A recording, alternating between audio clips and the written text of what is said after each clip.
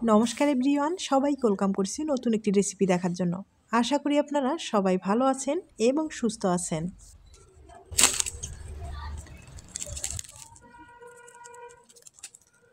আলু দিয়ে যে এত সুন্দর পিঠা তৈরি হয় না দেখলে বিশ্বাস করা যায় না। আলুর এই পিঠাটা খেতে কিন্তু ভীষণ টেস্টি, একবার খেলে স্বাদ কখনো ভোলা যাবে না। আর এখন যেহেতু শীতকাল, চায়ের আড্ডায় কিন্তু বেশ জমে যাবে। তাছাড়া এটা কিন্তু নাস্তাও বলতে পারেন। খেতে কিন্তু আমি আবারও বলছি ভীষণ টেস্টি। একবারে কম সময়ে কোনো রকম ঝামেলা ছাড়া এই পিঠা অথবা নাস্তাটি বানিয়ে নিতে পারেন। প্রথমেই আলুগুলোকে ভালোভাবে সিদ্ধ করে নিতে হবে। আমি কম সময়ে প্রেসার কুকারে সিদ্ধ করে নিলাম, তবে আপনারা চাইলে কেটেও কিন্তু আলুটা ভালোভাবে সিদ্ধ করে নিতে পারেন। এখন আলুর খোসাটাকে খুব ভালোভাবে ছাড়িয়ে নিতে হবে। এরপরে আলুটাকে ভালোভাবে ম্যাশ করে নিতে হবে।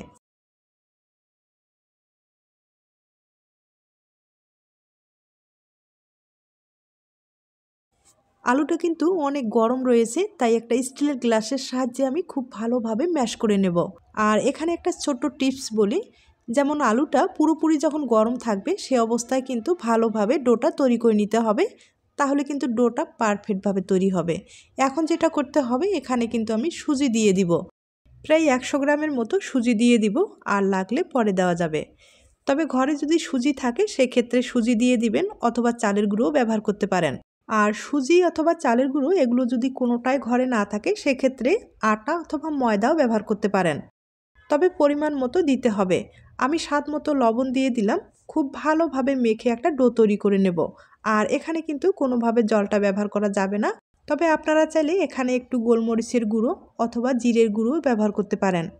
আমি মেখে খুব ভালোভাবে ডোটা তৈরি করে নিলাম। আর এই ডোটা কিন্তু নরম হবে, শক্ত হবে না, কারণ এটা আলু দেওয়া আছে। আপনারা কি এই ধরনের পিঠা অথবা নাস্তা খেয়েছেন কিনা জানি না, যদি না খেয়ে থাকেন একবার হলেও কিন্তু ট্রাই করে দেখতে পারেন। এই পিঠাটা খেতে কিন্তু ভীষণ টেস্টি হয়। আর আমি এখন ছোট্ট একটা লিচি কেটে নিলাম। আর পিঠার পুর হিসাবে আমি কিন্তু এখানে সবজিটা ব্যবহার করব। দুপুরের বেঁচে যাওয়া সবজি ছিল, সেই সবজি দিয়ে আমি আজকে পুরটা তৈরি করে নেব। অনেক সময় দেখা যায় হাতের কাছে কিন্তু কিছু থাকে না, অথচ মুখরোচক কিছু খেতে ইচ্ছে করে। আর আমার মনে হয় আলুটা কিন্তু সবসময় ঘরে থাকে, তাই আলু দিয়ে কিন্তু এই ধরনের পিঠা অথবা নাস্তাগুলো তৈরি করে নিতে পারেন। আর এখন যেহেতু শীতকাল, শীতকালে কিন্তু অনেক ধরনের সবজি পাওয়া যায়। আপনারা চাইলে সবজি দিয়েও কিন্তু এই পুর হিসেবে তৈরি করে পিঠাগুলো বানিয়ে নিতে পারেন। আর এই পিঠাগুলো অথবা নাস্তাগুলো চায়ের সাথে খেতে কিন্তু ভীষণ ভালো লাগবে। আমি এখানে আলু, ফুলকপি, সিম দিয়ে একটা সবজি তৈরি করে রেখেছি একবারে শুকনো শুকনো করে, সেটা কিন্তু আমি পুর হিসাবে ব্যবহার করলাম। এবার খুব ভালোভাবে মুড়িয়ে নিতে হবে। একবারে মুখটা খুব ভালোভাবে বন্ধ করে দিতে হবে। আর এগুলো যেহেতু তেলে ভেজে নিতে হবে, তাই ভালোভাবে কিন্তু মুখটা বন্ধ করে দিতে হবে।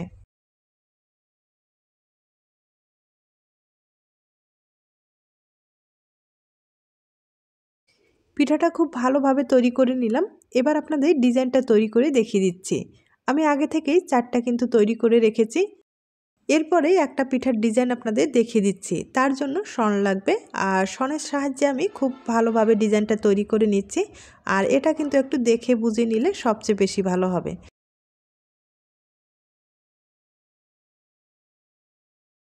এই ডিজাইনটা কিন্তু একবারে সহজ একটা ডিজাইন, তবে দেখতে অসাধারণ। আপনারা চাইলে এই ডিজাইনটা তৈরি করে পিঠাগুলো বানিয়ে নিতে পারেন।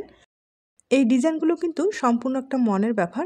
আপনারা ইচ্ছা মতো ডিজাইন তৈরি করে নিতে পারেন।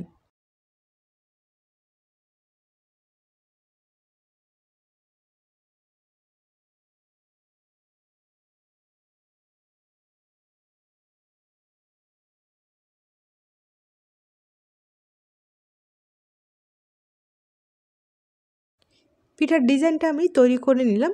এবার পিঠার মাঝখানে যে ফুলটা থাকে সেই ফুলটা আমি তৈরি করে আপনাদের দেখিয়ে দিচ্ছি।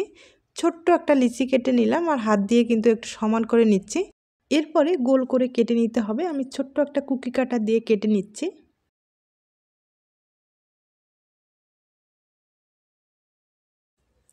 এবার একটা পাতলা টিন দিয়ে সাইডের অংশগুলো আমি কেটে নিব।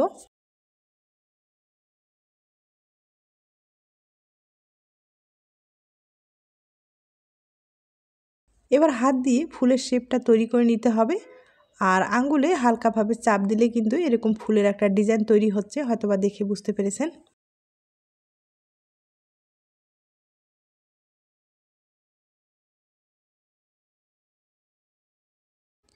আমি তৈরি করে দেখিয়ে দিলাম আর দেখতেই পাচ্ছেন কত সুন্দর হয়েছে।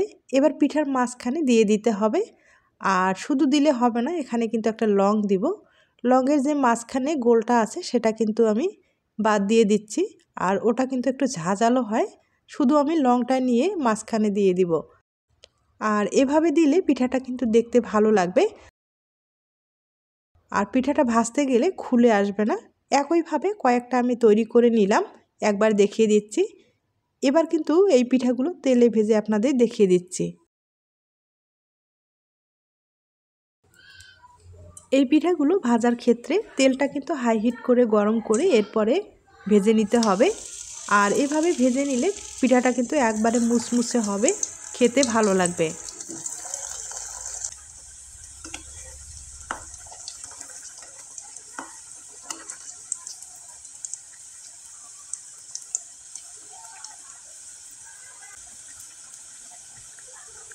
পিঠাগুলো এক পাশে হয়ে গেছে, এবার কিন্তু উল্টে দিতে হবে।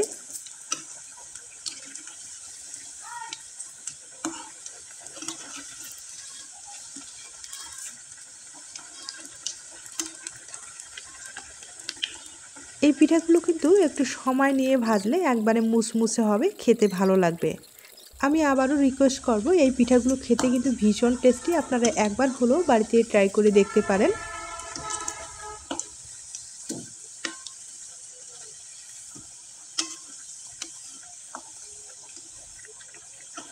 পিঠার কালারটা কিন্তু খুব সুন্দর এসেছে। এবার নেড়ে চেড়ে তুলে নিতে হবে। আর দেখতেই পাচ্ছেন পিঠাটা ভাজানোটা কত সুন্দর হয়েছে। এই পিঠাগুলো একটা খেলেই কিন্তু মন পেট দুইটাই ভরে যাবে।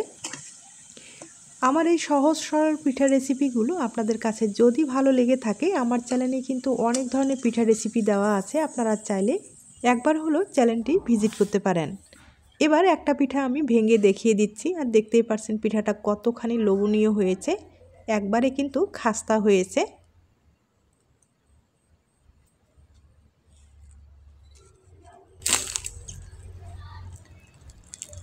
একবারে পিঠাটা কিন্তু মুচমুচে হয়েছে।